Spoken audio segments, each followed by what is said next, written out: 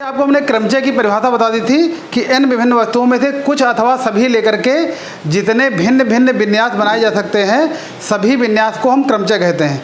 अब क्रमचय निकालने का फार्मूला, तो उसके लिए देखिए फार्मूला बताने जा रहा है कि n विभिन्न वस्तुओं में से r वस्तुएं एक साथ लेकर बनने वाले क्रमचयों की संख्या।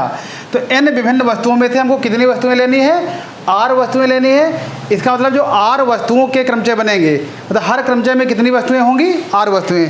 तो हम r खाली स्थान यहाँ पे बना लेते हैं। यहाँ पर r खाली स्थान बना लेते हैं। 1 first place, second place, third place और ये rth प्लेस, r खाली स्थान बना लेते हैं। अब हम पहला स्थान लेते हैं, पहला स्थान ये। तो हमारे पास वस्तुएं कितनी है? n। तो n विभिन्न वस्तुओं में से r वस्तुएं लेना है। तो पहले खाने या पहले रिक्त स्थान को भरने के तरीके कितने हो जाएंगे? n वस्तु में से कोई एक वस्तु हम उसमें रख देंगे। तो पहले स्थान को भरने के तरीके, पहले स्थान को भरने के प्रकार या तरीके, पहले स्थान को भरने के प्रकार बराबर n। तो पहले स्थान को हम n तरीके से भर सकते हैं। अब मान लिया कोई एक वस्तु पहले स्थान में रख दी गई। अब हमारे पास वस्तुएं कितनी बची? n-1। तो दूसरे स्थान को भरने के तरीके कितने होंगे? n-1।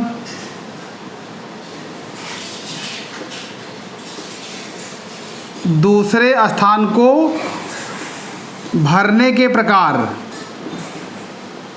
दूसरे स्थान को भरने के प्रकार क्या हो जाएंगे? n-1। दूसरे स्थान को भरने के तरीके हो जाएंगे n-1। अब हम गुणन सिद्धांत का यूज करेंगे। गुणन सिद्धांत से, गुणन सिद्धांत से हम कह सकते हैं कि पहले दो स्थानों, पहले दो स्थानों को एक साथ, मतलब पहले दो स्थानों को भरने के कुल तरीके, पहले दो स्थानों को भरने के कुल तरीके। तो हम क्या करते हैं? सभी ढंगों या तरीकों को गुणा कर देते हैं। तो n इंटू n-1 ये हो जाएगा। अब इसी तरह तीसरे स्थान को भरने के तरीके, तीसरे स्थान को भरने के प्रकार, तीसरे स्थान को भरने के प्रकार। अब देखिए तीसरे स्थान को भरने के तरीके क्या होंगे? n-2। हमारे यहाँ बची वस्तुएं कितनी थी? n-2। अब अगर हम ये लिखें कि प्रथम तीन स्थानों को भरने के तरीके, प्रथम तीन स्थानों को भरने के प्रकार, तो इसमें भी गुणन सिद्धांत का यूज करेंगे। तो ये हो जाएगा n into n-1 into n-2। इसी तरह हम आगे बढ़ते जाएं तो हम बोल सकते हैं कि प्रथम चार स्थानों को भरने के तरीके n, n-1, n-2, n-3। तो इसी तरह हम अगर ये कहें कि प्रथम r स्थानों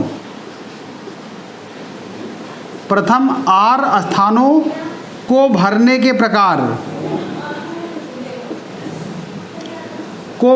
प्रकार या तरीके। अब देखिए प्रथम तीन स्थानों के भरने के तरीके जब बात आती है, जब स्थान 3 होते हैं तो यहाँ पर देखिए 2 आता है, मतलब 3 से 1 कम। इसी तरह अगर हम बोलें कि प्रथम 4 स्थानों के भरने के तरीके, तो n, n-1, n-2, n-3 4 है तो 3 तक आएगा। तो अगर हम ये बोलें कि प्रथम r स्थानों को भरने के तरीके, तो r से 1 कम, लास्ट वाला जो होगा वो r से 1 कम आएगा। तो इसको लिखेंगे n, n-1, n-2, n-3 dot dot dot, last वाला क्या होगा? लास्ट वाला r से 1 कम आएगा, तो n-r-1 ये लिखा जाएगा। ये बात हमको लगता है क्लियर हो गई होगी कि जब प्रथम 3 स्थानों की बात करते हैं तो यहाँ पर 2 लिखते हैं, n-2। तो जब प्रथम r स्थानों की बात करेंगे तो यहाँ पर n-r से 1 कम, r-1। तो अगले स्टेप में ये हो जाएगा n, n-1, n-2, n-3 and so on n-r+1। तो ये आ गया सूत्र, आ गया कि n विभिन्न वस्तुओं में से आर वस्तुएं एक साथ लेकर बनने वाले क्रमचयों की संख्या का फार्मूला ये है। इस फार्मूले से हम क्रमचय निकाल सकते हैं। और एक इसका सिंबल है कि n विभिन्न वस्तुओं में से